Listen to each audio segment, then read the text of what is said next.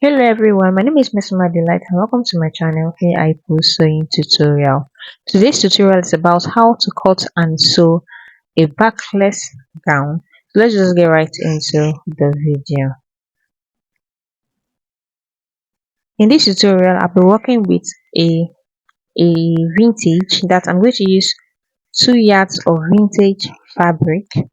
Now, what I want to do now, I want to divide this my fabric into two. My 2 yards, I want to define the midpoint and I'll divide this fabric into two so I can both cut my front and my back separately. So after getting your midpoint, the way you see me getting mine, I'm going to divide it. This is one of the parts I divided. So we're going to use this part to cut out our front piece. So that part that I divided my fabric into two.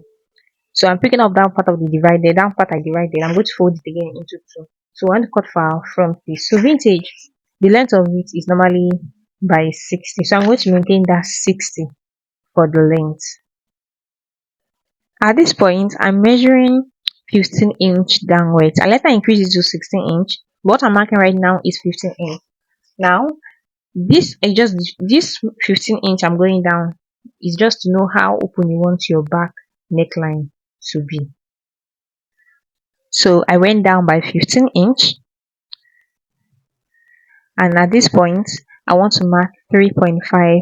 So you can use 3.5, you can use 4 inch, just depends on what you want. I'm going to create a line like this, like a slanted line. You can use your pattern master to do that. So at this point I felt like that 16-inch, that 15-inch, sorry, was too much. I said to go down, was too small. I said to go down and make it 16-inch. Though next time if I'm making this, I would rather use 15 to 14-inch because I don't want my back to be that down. So from this part, I don't forget I use 3.5 and I create a centered line all the way to that 16-inch. So next I'm just going to cut only that part. After cutting it, this is what I have. So you want to go ahead, you can use your bias to fold that side up, or you can just you can fold your fabric.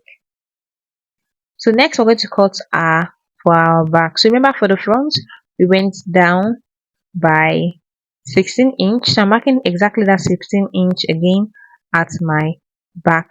Now this is what I said. I meant that I felt like that 15, that 16, sorry, was too much because my back ended up being very low. So just next time, just measure.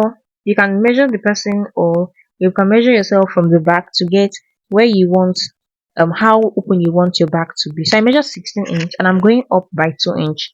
The reason I'm going up by 2 inch here is because I'm going to pass an elastic through this.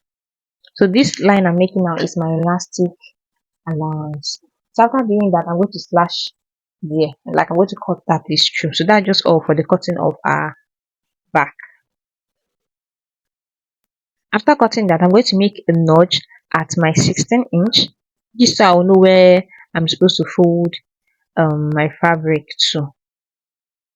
So next, how you're going to fold you're going to open it up this way. See me opening mine, and you fold this like this. By doing this, folding it this way, you've created a space for your elastic to pass through. So fold yours and stitch on top like you see me doing mine.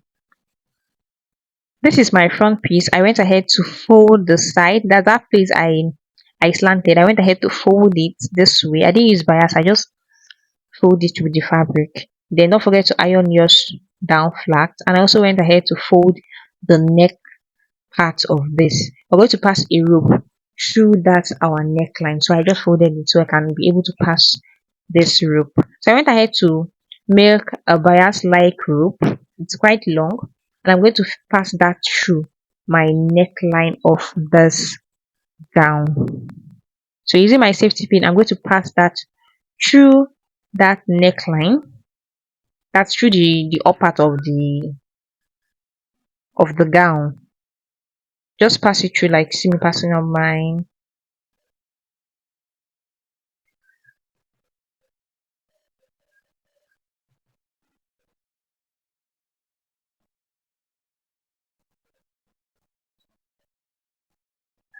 And that's done. So this is how our neckline, our neck part of this gown will look like. It's just um we just passed our rope through that space we made for a rope to pass through. So this is just it.